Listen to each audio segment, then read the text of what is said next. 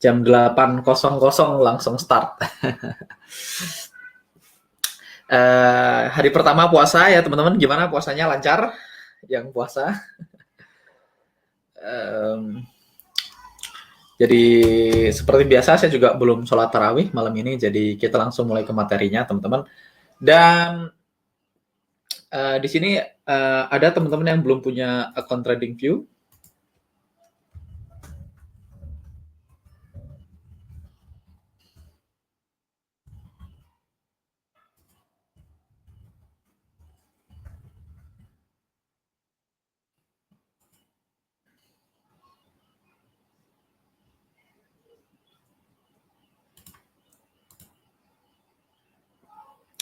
Jadi saya bikin polling teman-teman, siapa tahu di sini ada teman-teman yang belum punya akun TradingView ya. Kalau ada yang belum, segera kontak Mas Rifki, nanti akan dibantu sama Mas Rifki. Jadi ini ada beberapa yang belum punya akun TradingView, ada 3% ya. Saya nggak bisa lihat siapa namanya soalnya. Nanti kalau ada yang belum punya, teman-teman bisa langsung segera kontak Mas Rifki ya. Malam Mas, puasa lancar ya? Alhamdulillah lancar. Mas Tuadi, malam lancar, Diki malam semua. Oke. Teman-teman, malam ini kita bahas tentang risk exposure ya. Saya masih nunggu teman-teman, beberapa teman-teman yang lain yang belum hadir. Kita tunggu sampai 100 ya. Mas Rifki chat saya ya, Japri. Mas Rifki punya nomor handphonenya Mas Rifki semuanya ya teman-teman. Ada 1% sih yang belum punya, which is mungkin 1 orang. Coba yang belum punya siapa? Komen dong. Yang belum punya akun TradingView. Mungkin yang terakhir kemarin yang nyusul ya, belum punya akun TradingView, karena Senin besok kemungkinan besar kita akan mulai pakai akun TradingView teman-teman, karena Senin kita akan mulai masuk ke metodologi. Minggu ini kita selesaikan semua lecture-nya, kita selesaikan semua teorinya, teori-teorinya kita selesaikan semua. Setelah itu kita akan masuk ke metodologi, dan minggu kedua akan fun dan juga akan butuh berpikir. Pastikan teman-teman konsentrasi dan siapkan catatan. Nanti saya akan coba download video-video webinar kita, nanti saya akan upload ke member area teman-teman semua. Jadi teman-teman nanti bisa login ke survivaltomastery.com, nanti saya akan coba upload ke sana ya. Oke. Saya Mas sama FB juga. Tuh chat ke Mas Rifki nanti ya, Pak Herman ya. Mas Rifki dan tim. Oke, 96, 4 lagi. 4 lagi berangkat. Oke, teman-teman, kemarin kita udah bahas banyak hal ya. Kemarin kita udah bahas semua. Kalau teman-teman ingat dari awal, kita udah bahas tipe-tipe trader gitu. Hari ini kita akan bahas risk. Ini juga salah satu bagian yang paling penting dari trading plan kita, yaitu risk exposure. Setelah itu nanti kita akan mulai bahas, bentar lagi kita akan mulai bahas time frame, dan juga kita akan masuk ke metodologinya. Oke, langsung saja kita mulai teman-teman. Supaya trading metodologi kita stabil ya, supaya kita tradingnya stabil teman-teman, kita harus mempunyai resiko per transaksi yang sebisa mungkin konstan, selalu sama di setiap transaksi. Jadi salah satu cara supaya trading kita konsisten, supaya transaksi kita stabil adalah kita harus enggak sebisa mungkin meresikokan resiko yang relatif sama di setiap transaksi. Karena untuk sama 100% agak tricky ya, tetapi kita bisa meresikokan resiko yang relatif sama atau sekonstan mungkin jika bisa kita lakukan. Jadi kalau misalnya teman-teman misalnya risk-nya pakai persen gitu, kita sebisa mungkin setiap transaksi risk-nya selalu sama, nanti pakai persen risk. Nah, karena kita udah bahas di sebelumnya, terlalu banyak variabel akan memproduksi hasil yang random. Ingat, kita pengen dapat hasil yang konsisten. Salah satu alasan teman-teman join ke Survival Mastery hari ini adalah supaya teman-teman mendapatkan hasil yang konsisten. Nah, saya selalu bilang satu-satunya cara untuk dapetin hasil konsisten adalah action-nya harus konsisten. Ini teman-teman mungkin bosen, tapi saya akan ngomong terus-menerus. Dan salah satu yang harus konsisten juga adalah risk-nya. Jadi kalau risk-nya terlalu random, terlalu variabel gitu ya, maka hasilnya akan random. Jadi salah satu caranya supaya kita tetap konsisten adalah risk per transaksinya sebisa mungkin konsisten. Nah, risk value atau risk yang kita gunakan untuk trading itu datang dari size kita. Jadi pertama dari size-nya, dari lot-nya, kedua dari jarak antara entry dengan stop loss. Jadi ada 2 hal yang menentukan resiko per transaksi. Yang pertama adalah lot-nya atau size-nya, yang kedua adalah jarak dari entry ke stop loss. Nah, semakin besar size-nya, semakin besar risk yang akan kita gunakan dalam transaksi. semakin jauh jarak dari entry ke stop loss, semakin besar resikonya di transaksi tersebut. Jadi kita harus bisa memanage ya risk value per transaksinya, karena kita pengen setiap transaksi kita mempunyai average to reward ratio yang bagus. Jadi kita pengen punya average RR yang bagus untuk metode trading kita. Makanya kita sebisa mungkin harus manage dua hal tadi, size-nya dan juga distance-nya, jarak dari entry ke stop. Karena ada dua hal yang menentukan risk per transaksi. Jadi catatannya slide ini, yang pertama kita pengen risk per transaksi kita sekonstan mungkin. Jadi sebisa mungkin kita merisikokan resiko yang sama per transaksi di setiap transaksi. Yang kedua, risk itu dictates atau ditentukan oleh dua hal. Yang pertama lot size-nya, yang kedua adalah jarak dari entry ke stop loss. Oke. Semakin besar lot size-nya, semakin besar risk-nya, semakin jauh jarak dari entry ke stop loss, semakin besar risk-nya juga. Nah, kita udah tahu bahwasanya size atau lot size atau lot-nya, nanti teman-teman akan belajar di belakang apa itu lot size, itu akan merubah risk-nya. Nah, satu hal yang nggak bisa kita rubah adalah lokasi dari entry atau stop loss. Jadi jarak dari entry ke stop loss itu kita tidak bisa tentukan. Dalam tanda kutip adalah di metodologi kita sebenarnya bisa menentukan, tapi di metode kita yang menentukan jarak dari entry ke stop loss adalah auto UFO. Jadi kita pakai tools auto UFO untuk menentukan di mana kita entry, di mana kita pasang stop loss. Jadi untuk jarak antara entry ke stop loss itu tidak terlalu banyak bisa diganggu gugat. Nah, kalau jarak antara entry stop loss tidak bisa diganggu gugat, itu artinya cenderung ditentukan oleh auto UFO, oleh apps, bukan oleh kita, maka salah satu yang bisa kita pengaruhi adalah size-nya. Jadi, yang harus kita lakukan adalah kita untuk mengadjust untuk supaya risk-nya cenderung sama per transaksi, maka kita harus memperbaiki trade size-nya. Jadi, kita harus memutuskan berapa lot yang mau kita beli, atau berapa kontrak yang mau kita beli, atau berapa share yang mau kita beli, supaya berapapun jarak antara entry ke stop loss-nya, maka risk-nya tetap sama. Nah, untuk ini nanti teman-teman akan pakai tools namanya Duyan Anggara Trading Assistant. Jadi teman-teman nggak akan ngikutin modul yang ada di buku teman-teman, karena modul teman-teman itu akan menghitung secara manual. Nanti kita akan pakai tools yang saya develop namanya Duyan Anggara Trading Assistant. Nah, jadi tetapi teman-teman, kita nggak bisa merubah risk-nya kecuali kita sudah menentukan berapa desire risk, berapa resiko pribadi kita, berapa risk pribadi. Saya menyebutnya desire risk, ini risk pribadi ya. Jadi, hal pertama yang perlu teman-teman lakukan ketika teman-teman trading adalah memutuskan berapa risk pribadi teman-teman. Jadi namanya risk pribadi ya, tiap orang nggak harus sama, karena ini risk pribadi. Nah, the desire risk atau risk pribadi adalah berapa value atau berapa nilai yang kita mau investasikan untuk melihat apakah setup ini nantinya bekerja atau tidak. Jadi sekali lagi, ini definisi saya terhadap risk pribadi. Teman-teman boleh catat, risk pribadi adalah angka yang teman-teman rela bayar untuk melihat hasil dari transaksi ini akhirnya nanti. Jadi untuk melihat apakah setup ini nantinya hit SL atau hit TP, untuk melihat endingnya kita mau bayar berapa. Jadi beda kayak definisi orang-orang. Jadi banyak orang punya definisi risk pribadi adalah angka yang kita siap kehilangan gitu. Kalau kita pakai angka yang kita siap kehilangan, maka itu jadinya akan negatif, karena kan belum tentu hilang juga, betul ya teman-teman. Dan siapa sih yang siap hilang? Teman-teman di sini ada yang siap kehilangan gitu? Saya rasa enggak. Jadi makanya kalau kata-katanya saya ganti angka yang kita siap kehilangan di setiap transaksi gitu, emosinya jadi negatif. Makanya saya lebih menggunakan kata desire risk sebagai angka yang kita rela bayar untuk melihat apakah setup ini nantinya bekerja atau tidak. Jadi untuk melihat ending dari sebuah transaksi, itu adalah desire risk. Jadi sama seperti kita pengen nonton film. Jadi kalau teman-teman pengen nonton film gitu ya, teman-teman kan bayar harga tiketnya. Nah, harga tiket itu adalah risk pribadi kita, desire risk kita. Karena kan kita nggak tahu nih, kalau kita belum nonton filmnya, kita nggak tahu filmnya akan bagus atau jelek gitu ya. Kadang-kadang filmnya jelek, kadang-kadang filmnya bagus kan gitu. Tapi supaya kita punya resiko yang minimal, ya kita bisa dong pilih film yang sudah punya reputasi yang bagus. Misalnya saya suka nonton filmnya Marvel gitu ya. Jadi kalau filmnya Marvel ya kemungkinan jeleknya lebih kecil daripada kemungkinan bagusnya. Jadi kita bisa nggak kecewa. Nah, berapa harga tiket yang mau kita bayar untuk melihat apakah nanti film ini bakal bagus atau enggak, itulah desire risk kita. Jadi kalau ada film yang nggak terkenal terus tiba-tiba tiketnya 200.000 gitu, mau nonton nggak? Nah, mungkin teman-teman nggak mau nonton kan gitu, karena nggak sesuai kan, harganya nggak masuk akal untuk bayar apakah film ini bagus atau enggak. Kalau 25.000 mungkin aku akan coba kan gitu ya, 25.000 oke lah, nggak bagus nggak apa-apa kan misalnya.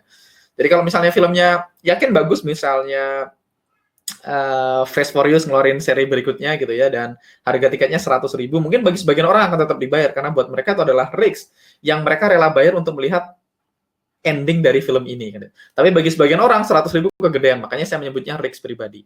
Nah, buat teman-teman tentukan ketika teman-teman nanti membangun sebuah metodologi, membangun sebuah trading plan, teman-teman tentukan berapa angka yang saya rela bayar untuk melihat apakah setup ini nantinya bekerja atau tidak.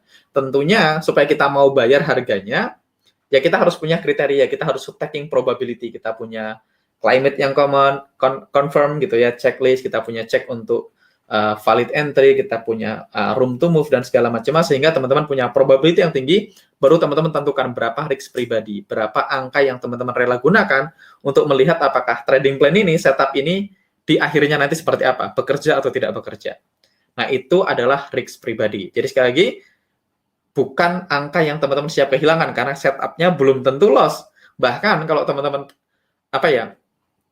kalau teman-teman menggunakan metode yang benar, kemungkinan dia hit target lebih besar daripada kemungkinan dia hit SL. At least di 1:1, teman-teman punya win rate harusnya di atas 50%, jadi di atas 50-50.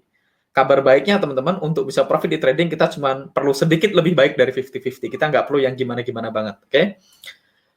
Jadi ada beberapa cara untuk mendefine value dari risk pribadi kita. Ada banyak cara untuk menentukan berapa angka dari risk pribadi kita. Yang pertama tergantung dari trader personality. Trader yang konservatif biasanya akan menggunakan risk pribadi yang lebih kecil dibandingkan dengan trader yang agresif. Kayak saya adalah salah satu tipe yang sangat konservatif, teman-teman. Salah satu akun saya itu risknya cuma 0,3% per transaksi. Jadi seugal-ugalan saya, semabuk-mabuknya saya, itu risk saya 2%. Jadi akun yang paling nakal yang pernah saya tradingkan itu risknya 2% di 1:1, 1% di 1:2. Itu pun udah akun kenakalan ya. Di akun saya pribadi risk saya nggak pernah lewat dari 1%. Di akun utama saya bahkan cuma 0,3%. Jadi saya tipenya sangat konservatif. Kalau Mas Fadli ya, mungkin teman-teman pernah Mas Fadli di NFC, Mas Fadli itu termasuk yang moderate gitu. Terus saya punya satu tim lagi yang lebih agresif. Jadi tergantung dari personality-nya. Semakin konservatif semakin kecil biasanya. Kedua tergantung dari experience. Seharusnya trader yang punya skill bisa menggunakan risk yang lebih gede daripada teman-teman yang baru belajar. Jadi kalau teman-teman hari ini nih baru belajar di Survival to Mastery, idealnya adalah menggunakan risk yang kecil. Ingat, nama kelasnya udah jelas, Survival to Mastery. Jadi sebelum teman-teman mastery, minimal teman-teman survive dulu. Karena salah satu quote di Survival to Mastery adalah, expert trader knows trading is begun with not losing money, kan gitu. Jadi trading itu dimulai dari tidak kehilangan uang dulu, baru kemudian potensi untuk profit konsisten akan terbuka lebar. Jadi kalau teman-teman nonton filmnya, dokumenternya Warren Buffett, rule number 1, don't lose money, gitu ya. Jangan kehilangan uang. Rule number 2, remember rule number 1, gitu ya. Jadi maka trader yang belum konsisten, belum punya experience, belum punya skill, sebaiknya menggunakan risk yang lebih kecil. Sedangkan trader yang sudah lebih berpengalaman boleh meningkatkan risknya. Oke? Berikutnya, tergantung dari hasil transaksi di masa lalu. Jadi kalau kita misalnya sudah punya sebuah metode yang terbukti secara konsisten making money, teman-teman boleh mulai naikkan size-nya, naikkan risk-nya. Tetapi kalau belum terbukti, ya teman-teman turunkan risk-nya. Jadi ada 3 hal ini.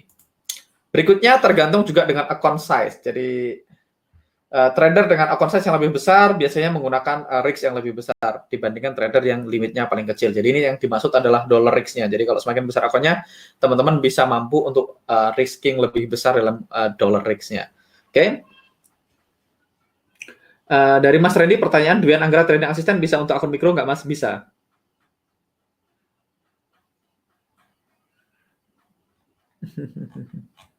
Oke, bisa ya. Lanjut.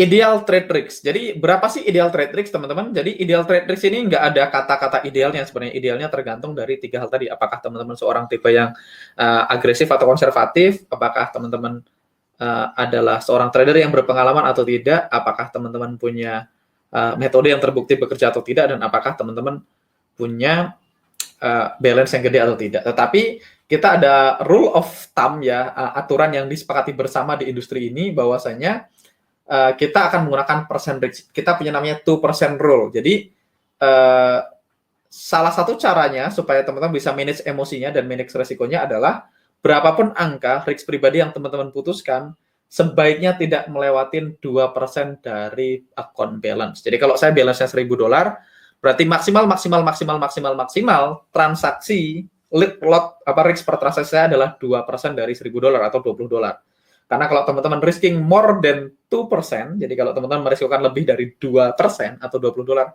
biasanya emosinya udah mulai terpengaruh. Jadi supaya kita bisa trading dengan tenang, supaya kepala kita tetap dingin, pastikan teman-teman tidak melebihin 2% dari rule-nya. Nah, teman-teman bisa gunakan ini, jadi ideal risk-nya itu bisa bertumbuh seiring dengan pertumbuhan diri teman-teman semua, skill-nya. Jadi ketika kita baru belajar ya, kita baru dalam trading, teman-teman bisa pakai ideal risk-nya 0,5%. Jadi ketika kita mulai, startlah dengan 0,5%. Begitu kita udah mulai berpengalaman gitu ya, udah mulai melihat konsistensi, sudah terbukti bisa ngikutin aturan, sudah terbukti bisa disiplin, teman-teman bisa naikkan risk-nya jadi 1%. Nanti begitu teman-teman sudah menjadi seorang expert, seorang profesional trader, teman-teman bisa naikkan risk-nya menjadi 2%. Jadi teman-teman boleh bertumbuh risk-nya. Atau teman-teman juga bisa lihat dengan cara ini, misalnya kalau kita mengeksekusi beberapa transaksi dalam satu waktu, maka kita akan menggunakan 0,5%. Misalnya hari ini saya punya beberapa running posisi gitu. Atau misalnya kita eksekusi lebih sedikit, teman-teman boleh gunakan 1%. Tapi kalau teman-teman misalnya cuma punya satu transaksi gitu ya, one trade at a time, tidak ada overnight risk gitu, nggak ada resiko gap, nggak ada resiko nginep gitu. Kalau teman-teman day trader dan teman-teman cuma entry satu transaksi per satuan waktu, jadi cuma ada satu transaksi running, teman-teman boleh gunakan risk 2%. Mas, risk-nya per transaksi makin kecil, artinya balance-nya harus cukup besar dong ya? Betul.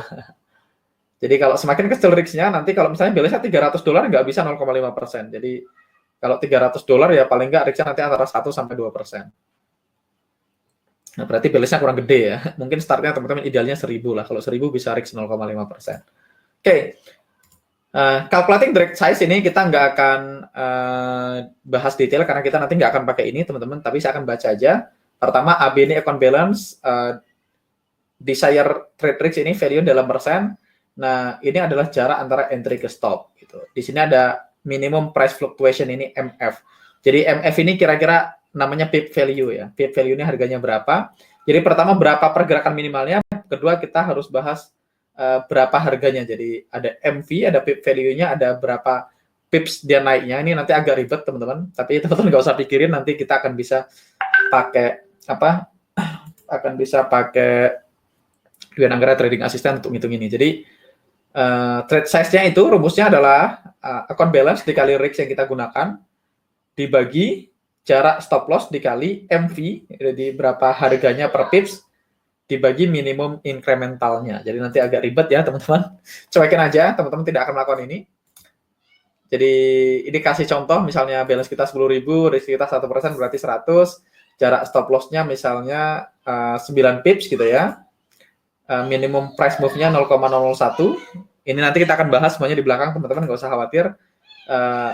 Harganya adalah per 1 pips ya, per 0,001 harganya adalah 0,10 pip. Ini micro lot. Nah, maka risk-nya adalah 111,111 microlots. Berarti kita boleh entry nanti 0,11 ya. Jadi itu adalah cara menggunakan calculation ini. Jadi ini nggak usah dipikirin teman-teman. Kalau ini teman-teman pakai ini berarti account balance dikali risk-nya dibagi pips-nya, jaraknya dikali berapa harga per 1 pips-nya dibagi 0,001 biasanya gitu.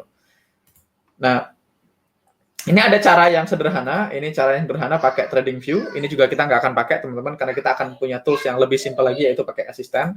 Nanti teman-teman tinggal nonton video saya judulnya cara menggunakan Dwi Anggara Trading Assistant.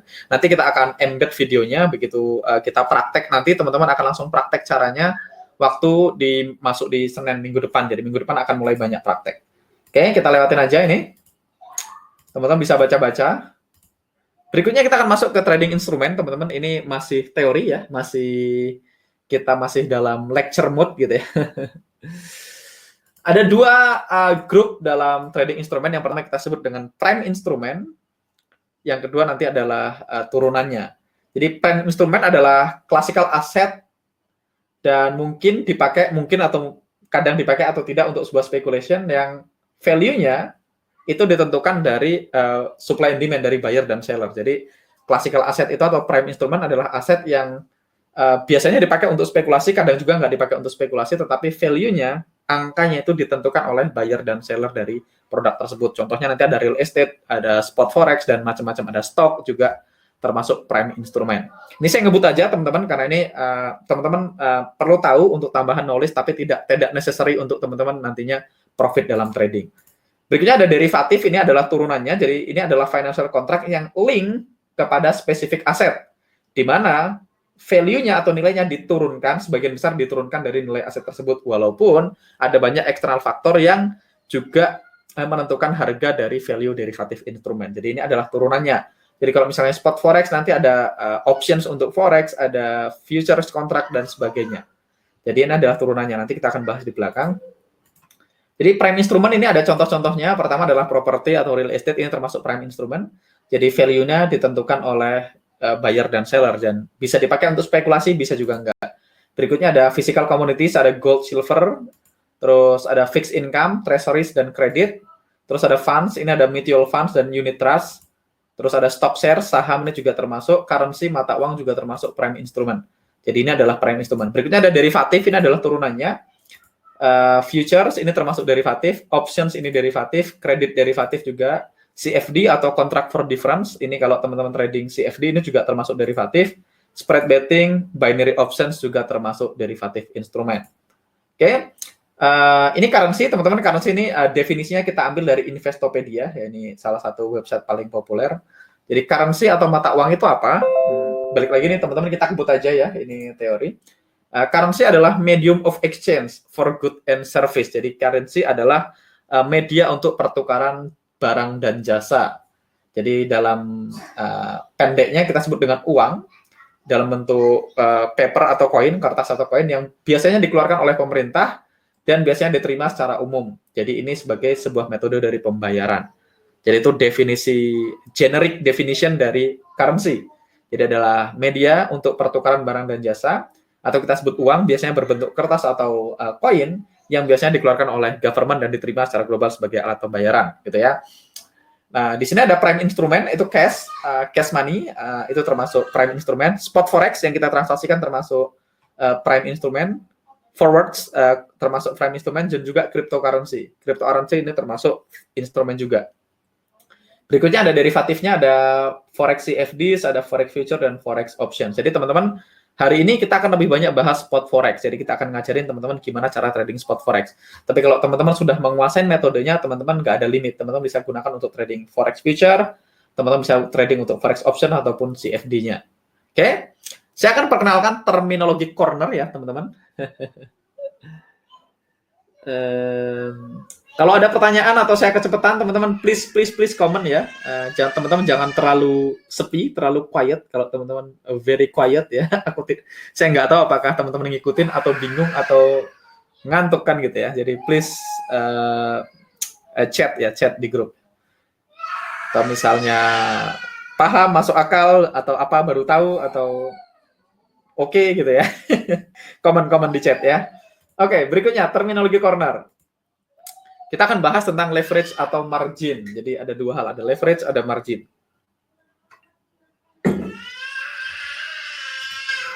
Jadi leverage adalah multiplier effect. Jadi leverage kemarin kita udah bahas ya, leverage adalah kita dapat pinjaman buying power dari broker. Tapi sekali lagi ini definisi generiknya, leverage adalah multiplier effect sebagai konsekuensi dari trading di margin. Jadi leverage adalah multiplier effect sebagai konsekuensi karena kita trading di margin. Sedangkan margin adalah capital atau modal atau deposit atau saldo yang dibutuhkan dari broker. Jadi required itu yang diwajibkan broker, seringkali ini dianjurkan dari exchange, seringkali dia ditentukan oleh exchange. Kalau kita trading di exchange, karena kita trading di spot forex berarti nggak ada exchange, maka margin adalah capital yang dibutuhkan, jadi ditentukan oleh broker untuk kita diizinkan mengeksekusi specific size dari transaksinya. Jadi specific size ini adalah notional value. Notional value ini adalah leverage-nya. Jadi saya kasih contoh biar nggak bingung, teman-teman. Contoh, kalau saya mau beli 100 shares of stock, jadi kalau saham nih ya, nanti kalau saya mau beli 100 lembar saham gitu ya, dan harganya 225 per share, harganya berarti 225 dikali 100, maka harusnya saya butuh margin 22.500. Nah, 22.500 adalah notional value, atau nilai hayalnya ya bahasanya. Notional value itu nilai setelah leverage. Jadi kalau tanpa leverage kita harus punya duit 22.500 karena per lembarnya 225, sahamnya 100 lembar ya. 100 lembar dikali 225 maka 22.500. Nah, kalau brokernya hanya menentukan kita butuh setengah, maka kita boleh punya jaminan setengah, kita perlu deposit setengahnya untuk bisa eksekusi atau beli 100 lembar saham. Jadi margin yang butuhkan adalah 11.250, artinya leverage-nya 2:1. Jadi margin itu adalah berapa angka yang broker butuhkan, lebih tepatnya gitu, supaya teman-teman diizinkan untuk beli transaksi yang kita mau beli gitu ya. Jadi leverage adalah multiplier-nya kan gitu. Jadi kalau misalnya kita bahas kalau di trading, saya akan aktifkan ini dulu. Kalau kita ngomongin trading forex ya, ini contohnya saham soalnya. Kalau kita ngomongin trading forex ya teman-teman, misalnya satu lot di forex gitu ya, itu sama dengan 100.000 USD. Jadi kalau teman-teman mau beli buy satu lot terhadap euro USD, maka sama dengan teman-teman beli buy 100.000 euro menggunakan USD kan gitu ya, buy euro sell USD. Nah,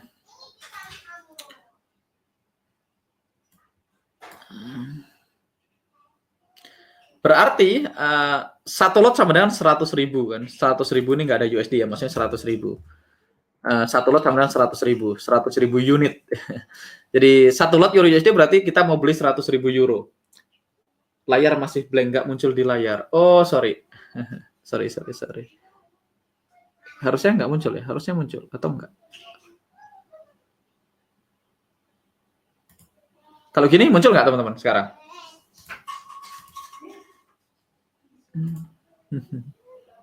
Kalau gini apakah sudah muncul? Larinya kosong, white space. White space. Hah. Oke, muncul belum? Muncul, oke.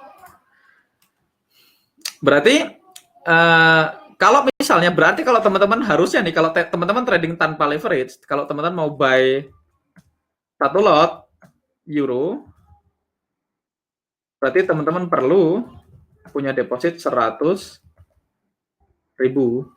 gitu ya. Tapi faktanya kan kita nggak perlu deposit 100.000 untuk bisa beli satu lot kan gitu ya. Nah, tergantung brokernya. Kalau brokernya ngasih leverage 1:100 gitu ya, kenapa 100 biar gampang hitungnya, maka teman-teman butuh margin itu 1.000 untuk diizinkan ambil transaksi satu lot gitu ya. Jadi karena harusnya untuk ambil satu lot kita butuh 100.000, tetapi karena brokernya ngasih leverage 1:100, maka untuk beli satu lot kita nggak butuh 100.000, tapi kita dengan deposit 1.000 kita diizinkan ngambil transaksi satu lot. Itu namanya leverage. Oke. Leverage-nya macam-macam teman-teman, tergantung. Ada beberapa broker yang leverage-nya 1:100, ada yang 1:1000 dan seterusnya. Ini nggak apa-apa teman-teman, ini contoh aja. Kita nanti akan bahas juga di belakang. Oke. Berikutnya ada terminologi corner yaitu margin call. Jadi kemarin ada yang sempat yang nanya ke saya, Mas, margin call itu apa gitu ya? Margin call itu apa? Jadi ini sekali lagi nih dari Investopedia juga, teman-teman, kita ambil definisinya. Sebelumnya please confirm kalau teman-teman bisa lihat slide saya sebelum saya lanjut.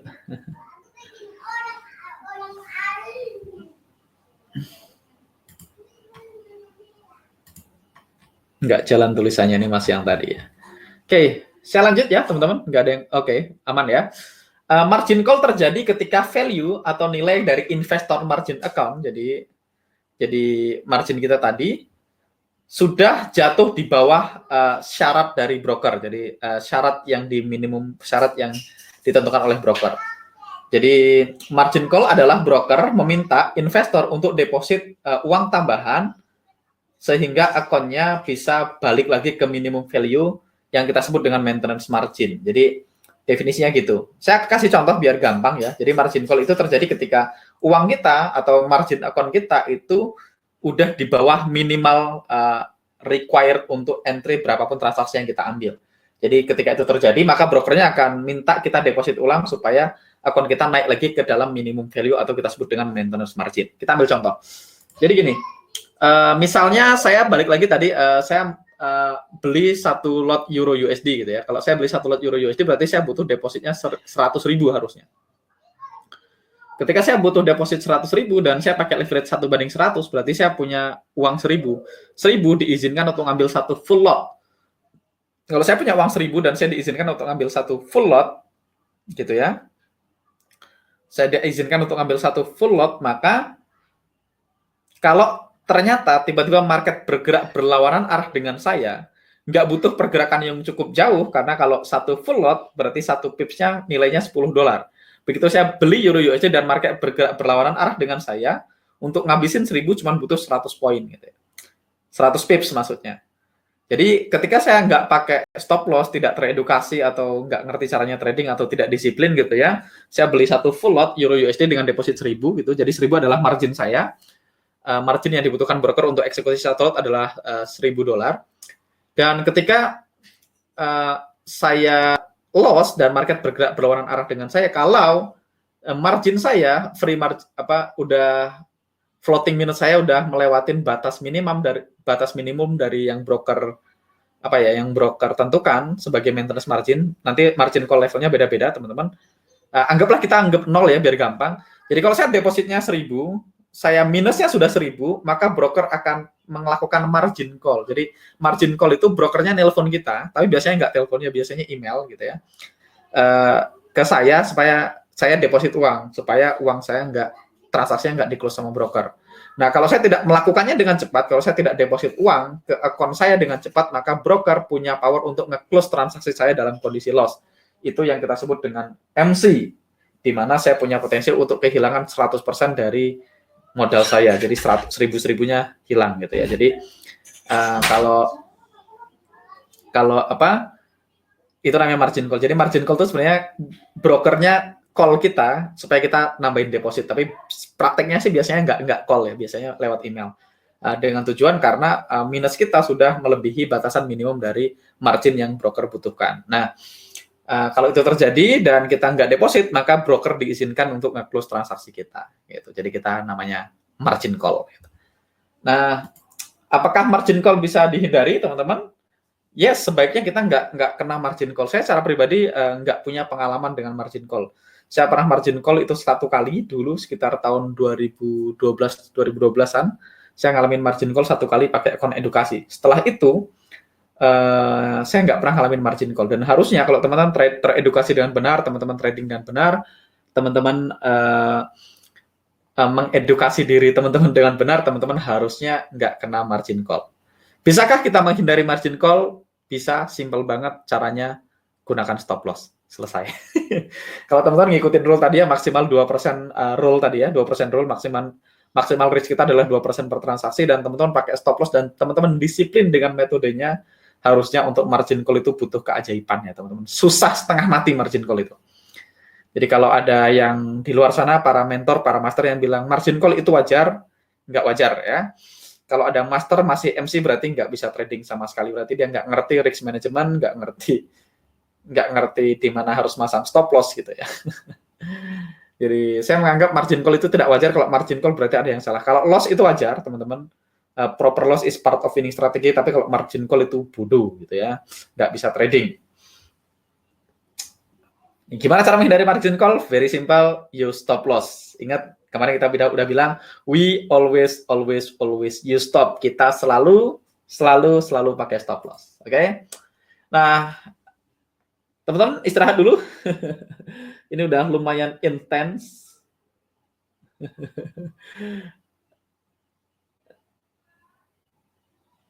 Jadi leverage 100 dan 500 bedanya apa? Kalau teman-teman pakai risk per transaksi ya, kalau teman-teman pakai risk per trade misalnya merisikokan 2% per transaksi, nggak ada pengaruhnya buat kita leverage. Leverage itu baru ada pengaruhnya bagi orang-orang yang nggak ngerti menggunakan leverage dengan benar kalau dia trading full lot. Ya kalau dia trading full lot, semakin cepat gede leverage-nya ya, semakin gede dia pakai leverage-nya, semakin cepat habis duitnya. Nah, kalau masalah margin call level itu tergantung dari brokernya masing-masing nanti. Oke. Panas mas kepalanya. Nggak apa-apa, ini padahal ini teori ya, teori tapi kita bikin agak ngebut supaya teman-teman nanti kalau bingung tonton ulang. Nanti saya akan upload ke member area ya videonya. Oke, berikutnya kita bahas spot forex mekanik. Jadi teman-teman sebelum kita mulai masuk trading ke spot forex, teman-teman sebaiknya ngerti sedikit banyak tentang spot forex. Jadi di spot forex itu kita trading dua mata uang yang berbeda, jadi dua mata uang kita pasangkan, makanya disebut dengan currency pairs. Jadi transaksi forex itu bukan kita beli satu mata uang, bukan saya beli USD atau saya beli euro. Mas Gadi, kita sendiri yang menentukan leverage atau brokernya? Brokernya menyediakan leverage tertentu, kita bebas pilih yang mana yang kita mau. Biasanya saya pilih yang paling gede. Jadi kalau brokernya sediain 1:500, ya akan saya pakai 1:500. Kalau brokernya sediain 1:100, paling gede saya akan pakai 1:100. Sekali lagi, buat kita, kalau kita trading dengan cara yang benar, kalau kita menggunakan risk per transaksi yang benar, harusnya nggak ada masalah dengan leverage. Saya pernah bahas di YouTube, saya judulnya leverage yang ideal untuk trading forex ya. Jadi buat kita leverage nggak ada masalah. Saya mau dikasih leverage 1:1.000.000 sama 1:500, nggak ada bedanya teman-teman. Tapi kita boleh memilih. Nah, leverage tadi tergantung regulasi ya. Kalau di US gitu ya, di US mereka punya regulasi, tidak peduli broker apapun yang kita pakai, leverage-nya adalah 50:1. Jadi 1:50. Kalau kita ngomongin di UK gitu ya, di UK under FCA itu leverage-nya rata-rata 1:30. Di beberapa negara di Cyprus gitu, rata-rata leverage-nya 1:400 sampai 1:500 gitu ya. Di Indonesia ada banyak broker yang kasih 1:1000 ya. Ada yang 1:3000 bahkan. Oke.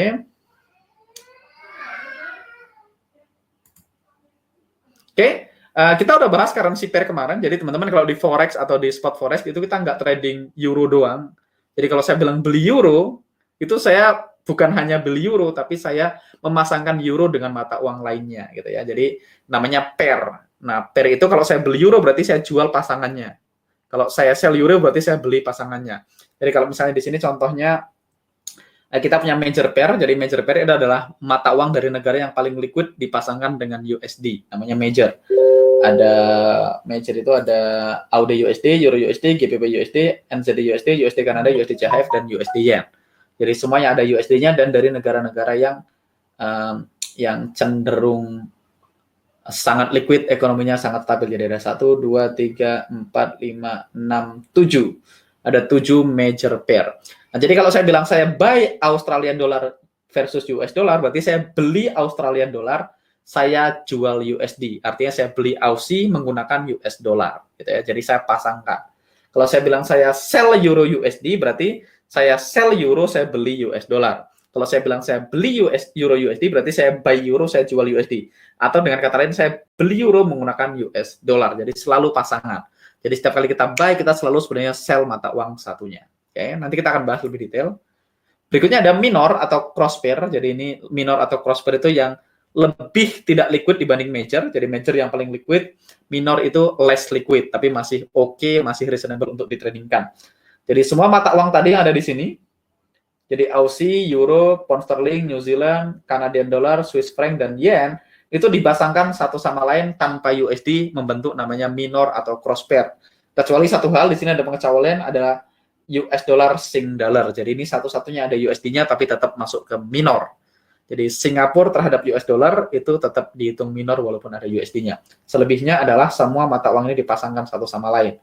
Jadi teman-teman bisa pasangkan AUD, Euro AUD, gitu ya, GBP AUD, AUD NZD, AUD CAD, gitu ya, AUD CHF, AUD Yen, dan seterusnya.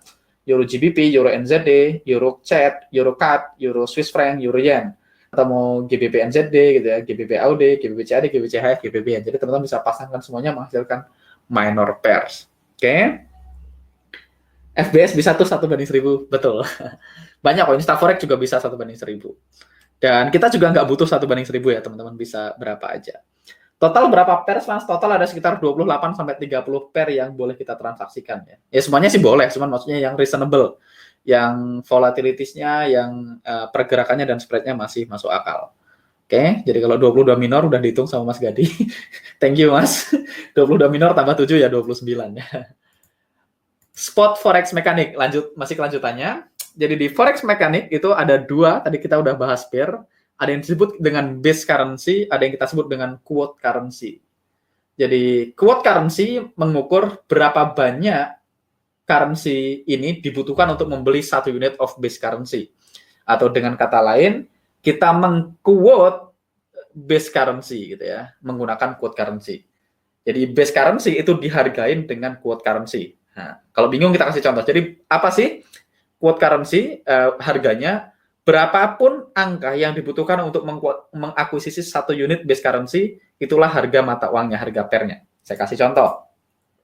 Kalau kita bilang euro USD, berarti euro adalah base currency-nya, USD adalah quote. Base yang depan, quote yang belakang. Gampang ya? Kalau orang ngomong base currency, base itu depan, quote itu belakang.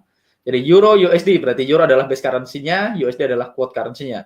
Kalau kita bilang euro USD harganya sekarang 1,1010, kalau harga euro hari ini adalah 1,1010, artinya untuk beli 1 euro dibutuhkan 1,1010 US dollar gitu ya.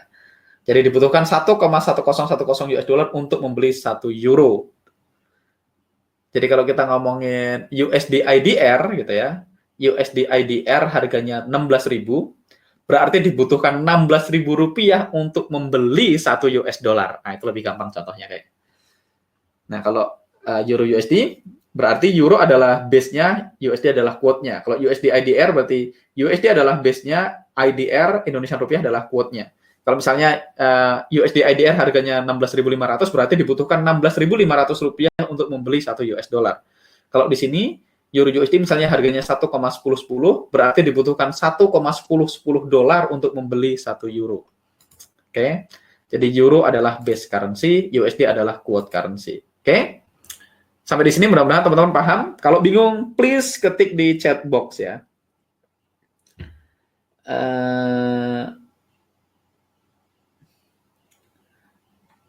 Ada pengaruh apa Mas trading dengan major dan minor? Jadi secara umum bagi trader nggak terlalu berpengaruh ya, tapi nanti yang membedakan kalau major kan sangat liquid. Kalau sangat liquid berarti volumenya tinggi. Kalau volumenya tinggi, liquidnya tinggi, biasanya spreadnya rendah karena ada banyak buyer dan seller. Kalau ada banyak buyernya, banyak sellernya, maka kompetisi harganya rendah. Jadi spreadnya akan rendah. Jadi kalau teman-teman di pasar yang penjualnya sangat banyak, maka selisih harga bid sama aksnya biasanya dekat gitu ya. Itu pengaruhnya ya, pengaruhnya di likuiditas nanti. Biasanya ngaruh di spread. Jadi kalau semakin minor, semakin cross pair, semakin besar spreadnya. Semakin dia liquid, misalnya paling liquid di muka bumi ya euro USD ya, itu spreadnya paling bagus. Kalau di hot forex zero spread, spreadnya bisa zero untuk apa misalnya euro USD. Tapi kalau misalnya kita udah trading misalnya New Zealand terhadap Japanese yen, itu spreadnya bisa 1,2 pips. Pips itu apa? Nanti kita bahas ya, pelan-pelan. Pelan-pelan atau ngebut ini? Mas Sandi, Mbak Anet, kalau leverage tinggi, margin minimum yang dibutuhkan makin sedikit, jadi bisa buka banyak posisi. Toh risknya setiap posisi sama ditentukan dari awal. Jadi pada metodologi trading kita, leverage tidak berpengaruh. Betul, ini udah dijawab sama Mas Sandi. Thank you Mas Sandi. Oke. Kalau fixed spread bagus nggak Pak? Kalau fixed spread, saya secara pribadi nggak trading yang fixed spread, karena spread itu idealnya memang nggak fix ya, karena spread itu ya selisih bid sama aks dan harganya nggak akan pernah sama, nggak akan pernah fix ya. Jadi secara umum saya lebih suka yang floating spread. Jadi, bukan berarti nggak boleh fix spread ya. Kalau fix spreadnya bagus ya boleh. Tapi kalau fix spreadnya 3 pips gitu ya kemahalan gitu ya. Dan misalnya euro USD fix spread boleh nggak? Boleh. Tapi kalau fixnya 3 pips ya kemahalan. Sedangkan kalau kita pakai floating bisa 0,1 spreadnya kan. Teman-teman mau bayar 30 kali lipat kan harusnya enggak ya. Ini contoh yang di depannya 0 Mas, CAD-CHF. Oke, CAD-CHF saya bawa chartnya, trading view.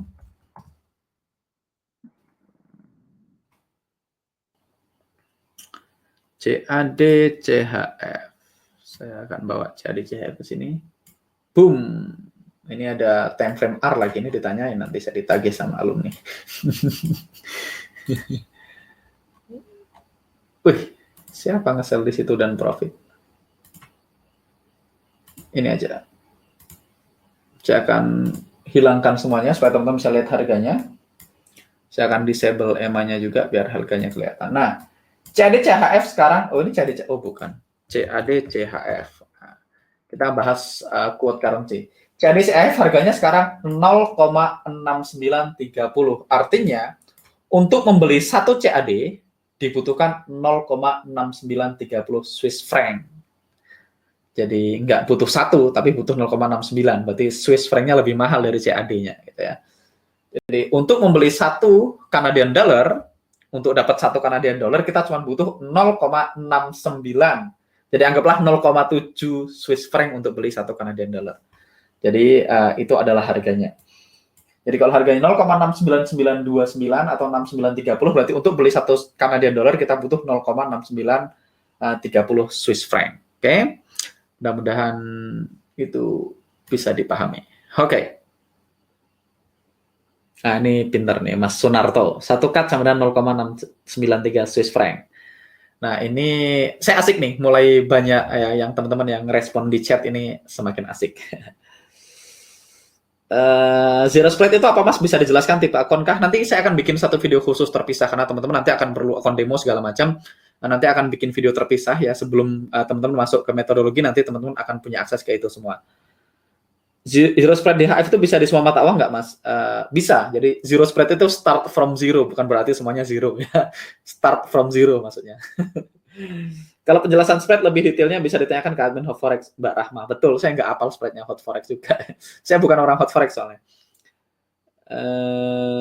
Oke. Kita lanjutkan. Sekarang kita akan bahas pips. Jadi kalau kemarin kita ngomongin pips itu apa sih? Kita ngomongin 10 pip, 12 pip, 13 pip, dan segala macam. Hari ini kita akan bahas tentang pips. Jadi bagi teman-teman yang new to Forex, siapa aja yang teman-teman baru tahu Forex, coba komen. Yang baru banget trading dan belum pernah deposit sebelumnya, dan teman-teman merasa wah ini udah mulai panas nih kepalanya gitu ya, banyak definisi. Nggak apa-apa teman-teman, pelan-pelan nanti ditonton berulang-ulang. Bagi teman-teman yang sudah sering trading sebelumnya ya anggap ini pengulangan. Mungkin selama ini mungkin teman-teman trading tapi nggak ngerti margin call itu apa, kan mungkin bisa jadi kan. Bisa taunya MC itu Miss Cantik gitu, nggak tahu margin call definisinya apa. Nah teman-teman juga komen, teman-teman dapat insight apa hari ini misalnya ya. Oke. Atau teman-teman baru dapat insight, oh ternyata risk per transaksi atau risk pribadi itu bukan angka yang kita siap kehilangan, tapi angka yang kita rela bayar. Gitu ya. Itu definisi pribadi saya. Jadi makanya kita tetap ulang semuanya, kita akan bahas slide-nya semuanya, walaupun ada teman-teman yang sudah trading sebelumnya, ataupun ada yang belum trading sebelumnya. Belum panas tapi Mas, Mas Gadi. Saya newbie sudah deposit tapi MC, mantap. Sudah tahu kenapa MC sekarang ya.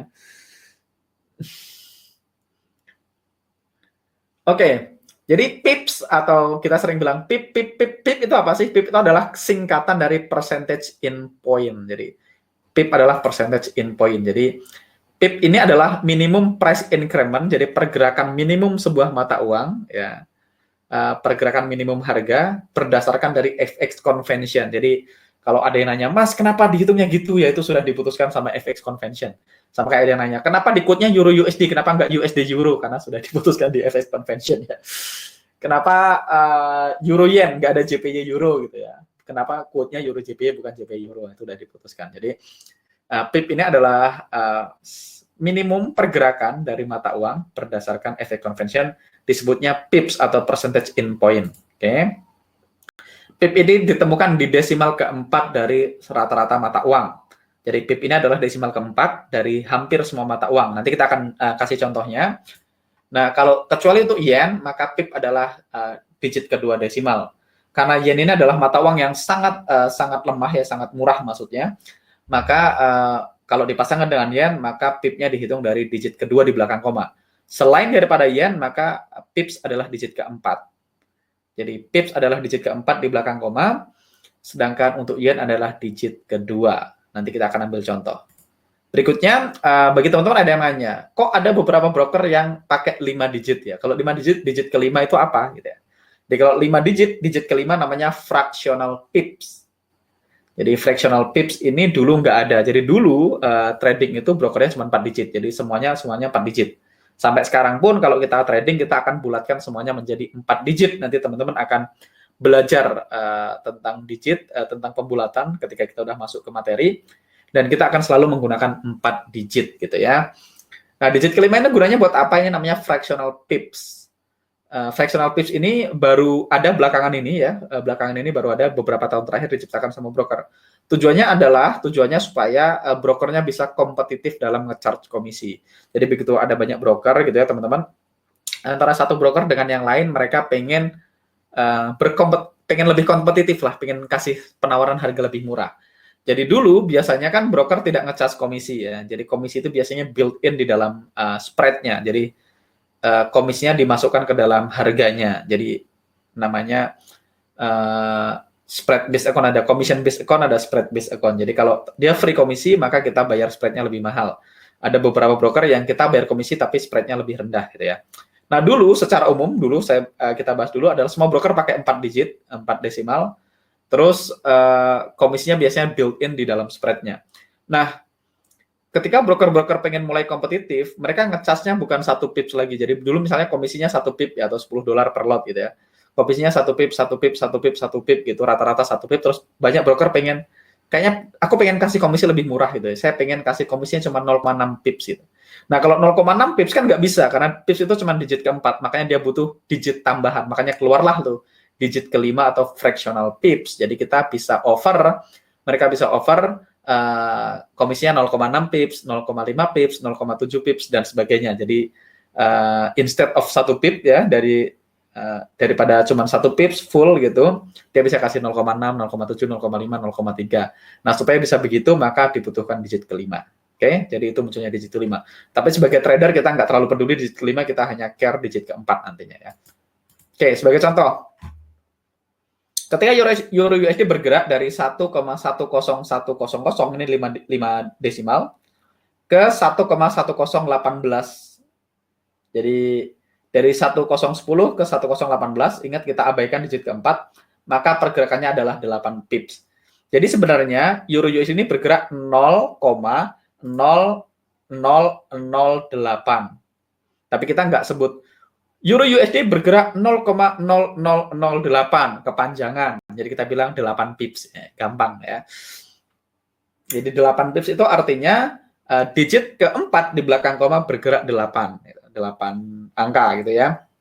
Jadi ini digit keempatnya ini kan 1,1010, ini digit keempatnya bergerak dari 10 ke 18, makanya 8 pips atau 80 fractional pips kalau ditambahin 0 ya, 80 points gitu ya. Jadi yang dihitung adalah digit keempat di belakang koma. Kalau misalnya Euro USD bergerak dari 1,10158, nah ini kalau ditambahin digit ke-8 di belakangnya ya, digit kelima di belakang koma, 1,10158 ke 1,10247, maka artinya dia bergerak 8,9 pip. Nah, kalau 8,9 pip ya, kalau kita sebagai trader, kita jadi entrepreneur aja, hitung aja 9 pips gitu ya, biar nggak pusing. Jadi kita selalu bulatkan ke digit ke depan aja biar gampang. Jadi kalau 10158 ya, anggap aja 1016 ke 1024 berarti 1016 ke 1025 berarti 9 pips gitu, biar gampang ya. Digit kelima gunanya buat apa? Tadi kita udah bahas. Pertama gunanya supaya mereka lebih kompetitif dalam ngecas komisi. Kegunaan kedua adalah supaya teman-teman bingung. Jadi itu gunanya. Gunanya biar kalian bingung gitu ya. Oke. Nah, beda cerita dengan yen. Kalau euro yen, semua yang ada yennya, maka pipsnya adalah digit kedua di belakang koma.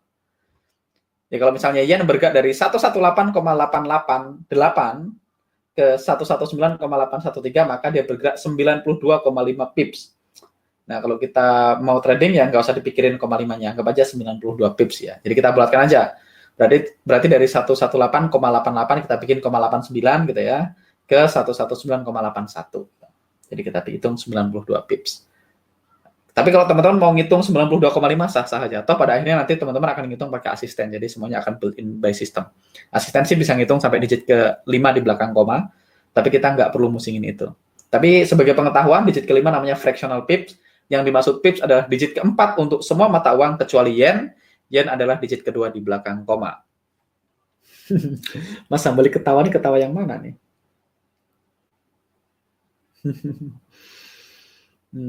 Nilai satu pip berapa Pak? Setiap pair sama nggak? Beda. Jadi setiap satu pair beda-beda. Tapi secara umum satu pair itu, satu pip itu nilainya adalah $0,10. Tapi kan nggak semuanya 0,10. Nanti ada pip value-nya. Pip value-nya itu nanti beda-beda. Jadi pip value-nya itu sebenarnya kita bisa lihat di TradingView ada nggak ya? Saya dulu biasanya pakai FXCM Trading Station untuk ngecek pip value.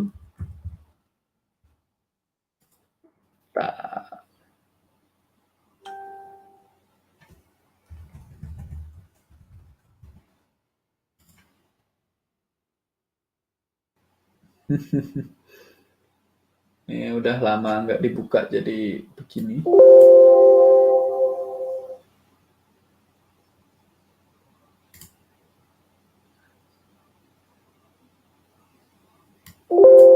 Alah.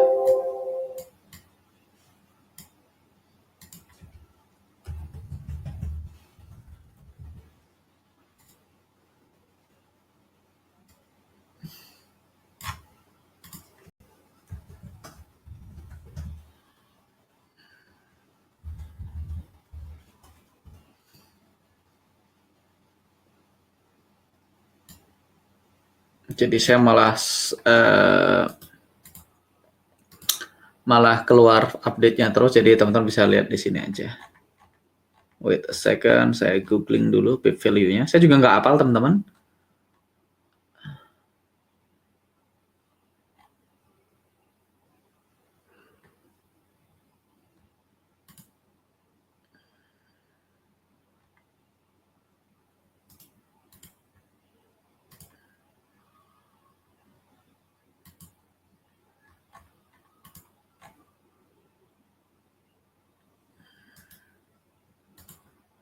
Oke, nanti saya akan lampirkan aja biar saya nggak nyari. Tapi kalau teman-teman pakai asisten nanti semuanya udah built-in di situ. Tapi pip value-nya tuh harganya beda-beda. Jadi kalau kita semuanya secara rata-rata adalah 0,10. Oke.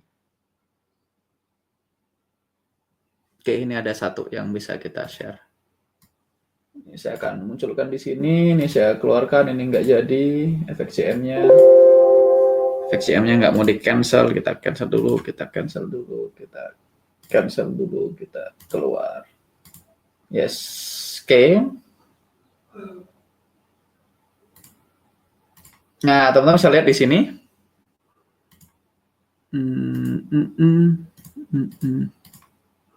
Nah, teman-teman bisa lihat di sini. Di sini ada price-nya, ada harganya,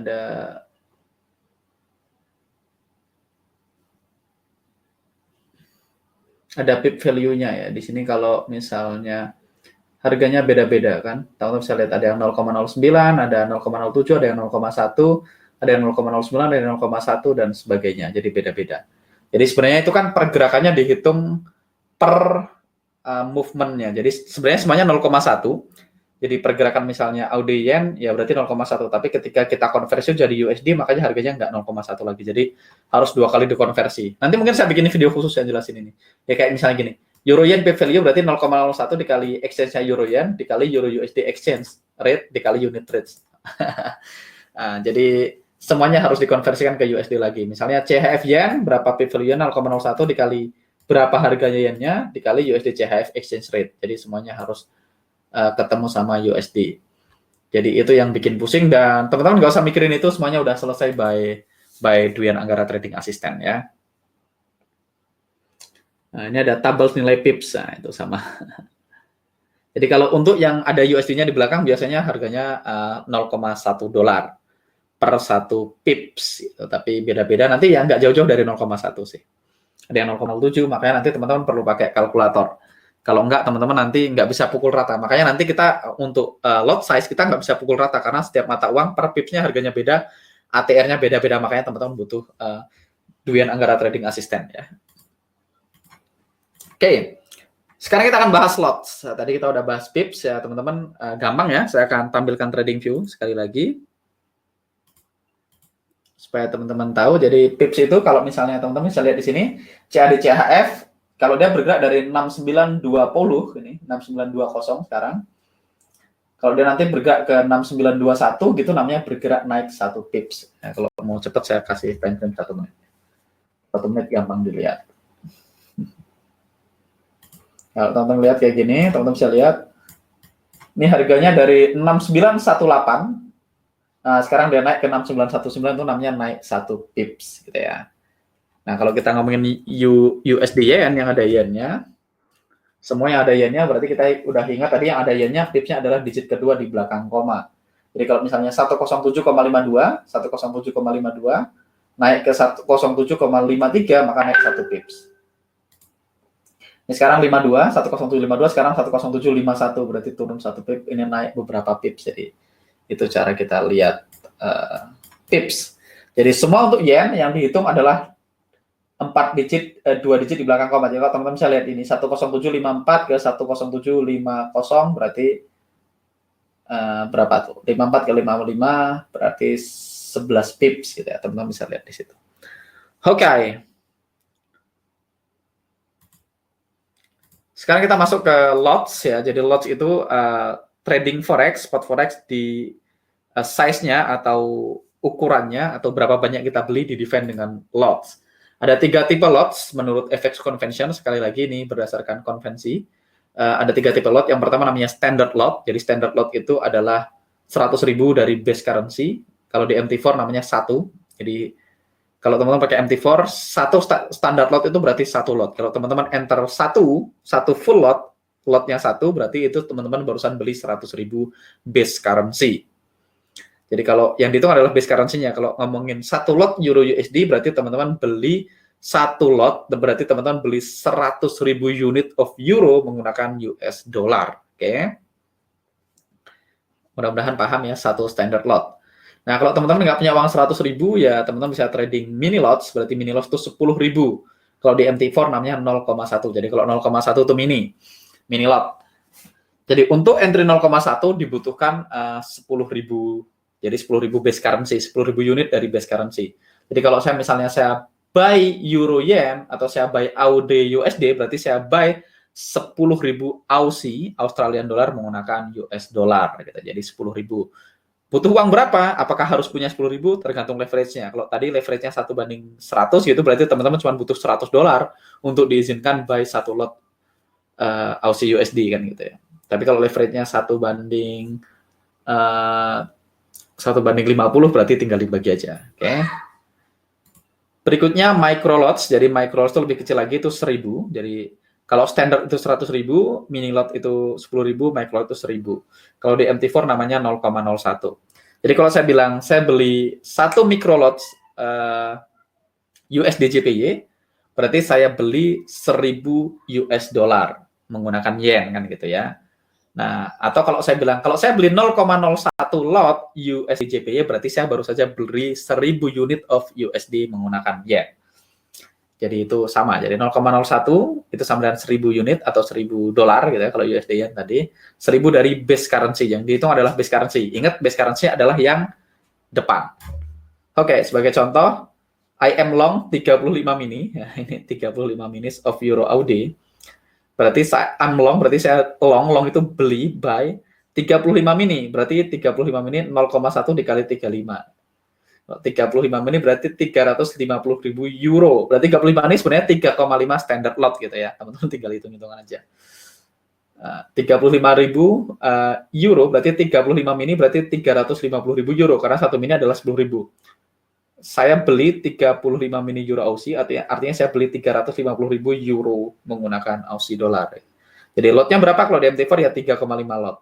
Jadi teman-teman bisa lihat 1 mini itu 10 micro, 1 standard itu 10 mini, 100 micro gitu ya. Jadi ingetin aja 0,01, 0,1 dan 1. Oke, saya lihat ada pertanyaan. Mas, pemilihan yang tepat untuk menggunakan standard lot, mini atau micro lot pertimbangannya apa? Kalau di MT4 dia biasanya support semuanya. Jadi dia bisa support mini, support micro, support standard ya. Kalau di broker lokal yang biasanya ada PT, ada berjangka, ada futures-nya itu dia biasanya mini lot. Jadi minimum boleh beli adalah 0,1. Jadi minimum lotnya adalah 0,1. Tapi kalau teman-teman pakai hot forex ya, mostly kita akan pakai hot forex.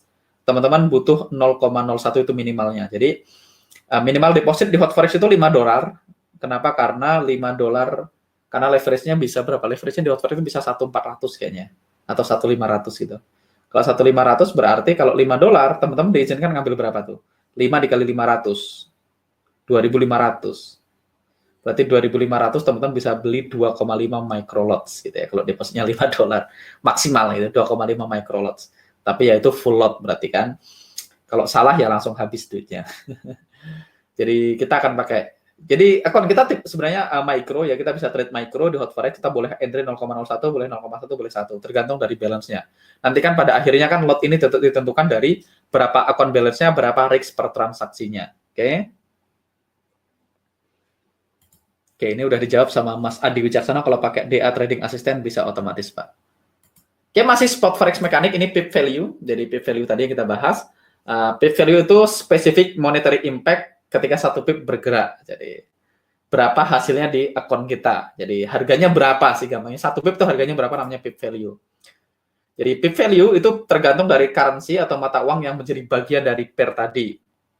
Dan juga tergantung dari apa currency yang digunakan untuk deposit. Jadi kalau teman-teman trading, teman-teman deposit tuh depositnya bisa macam-macam. Teman-teman boleh deposit dalam US dollar, teman-teman boleh deposit dalam Australian dollar, teman-teman boleh deposit dalam euro. Jadi harga per satu pipsnya pertama tergantung dari mata uangnya apa. Tadi kita udah bahas kalau euro yen berarti berapa harga 1 euro menggunakan yen. Nah, harga per pipsnya berapa dikonversi lagi ke mata uang saldo kita deposit. Kalau kita pilih umum ya, rata-rata kita semua deposit US dollar, baru kita definisikan berapa angkatnya dalam US dollar, itulah harga pip value-nya. Sekali lagi ini untuk pengetahuan aja, teman-teman nggak perlu pusing mikirin ini karena semuanya akan dikalkulasi otomatis dengan trading assistant. Jadi pip value juga tergantung dari lotnya. Jadi kalau lotnya tadi mini berarti biasanya full, kalau mikro 1/100-nya, kalau standar berarti dia full, kalau mini berarti 1/10-nya, kalau micro 1/100-nya gitu ya. Contoh, ini Euro USD traveling dari 1,1010 ke 1,1018. Nah, karena Euro USD itu pip value-nya gampang, karena Euro USD satu pip itu harganya 0,10 dolar. Jadi satu pip di Euro USD itu harganya 0,10 dolar. Kalau kita pakai lot 0,01. Jadi kalau kita entry micro lot, satu pipsnya itu 0,10. Kalau teman-teman entry mini lot, satu pips di Euro USD itu nilainya 1 dolar. Kalau teman-teman entry standard lot, satu pips itu nilainya 10 dolar. Jadi itu kalau Euro USD. Kalau yang lain nanti harganya tergantung dari apa mata uangnya, terus apa balance akun kita. Jadi kalau akun kita balance-nya euro, ya berarti euro udah langsung euro kan, dikonversi jadi euro. Ada beberapa broker yang balance depositnya boleh Australian dollar, ada beberapa yang boleh pound sterling, tapi secara umum yang paling sering dipakai adalah depositnya menggunakan US dollar. Oke, berarti kalau euro USD, kalau mikro, satu pip itu nilainya 0,1 dolar. Kalau mini berarti 1, kalau standar berarti 10. Nah, kalau kita beli 45 mikro berarti kita beli 0,45 lot ya. Ingat, 1 mikro adalah 0,01 dikali 45 gitu ya. Kalau kita beli 45 mikro dan harganya bergerak 8 pips dan value per pipsnya adalah 0,1 dolar, maka kita profitnya 36 dolar. Kenapa? 8 pips dikali 0,1 dikali 45 mikro, dikali lotnya. Atau teman-teman bisa hitung 8 pips dikali 0,1 dikali ini lotnya nanti 0,45 gitu ya. Oke. Sekarang sudah 1 jam 7 menit, teman-teman. Kita sudahin dulu biar teman-teman tidak terlalu ngebul ya. Kita sekarang sampai spot forex mekanik, kita besok akan bahas terminologi corner, kita akan bahas bid, kita akan bahas ask, dan kita akan bahas last price dan sebagainya. Oke.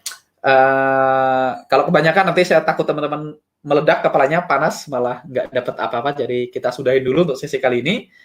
Please kalau teman-teman ada pertanyaan silahkan nanti komen di Facebook group. Jadi please aktif di Facebook group. Saya nggak tahu teman-teman, kalau nggak aktif saya nggak tahu teman-teman paham atau pusing gitu ya. Jadi saya nggak tahu, jadi saya nggak bisa bantu kalau saya nggak tahu. Jadi nanti besok tadi saya nggak jadi ngasih tugas ya. Tapi thank you teman-teman, tadi luar biasa banget semangat belajarnya, banyak yang ngepost cara baca auto climate walaupun belum dikasih tugas. Jadi very good job. Tapi nanti kita akan kasih tugas resminya. Sekali lagi kita akan ada beberapa slide lagi. Saya akan lihat slide-nya. Kita akan ada beberapa slide lagi untuk teorinya. Kita masih besok akan bahas terminologi corner. Kita akan bahas non-centralized market. Kita akan bahas komisi. Kita akan bahas rollover, swap gitu ya.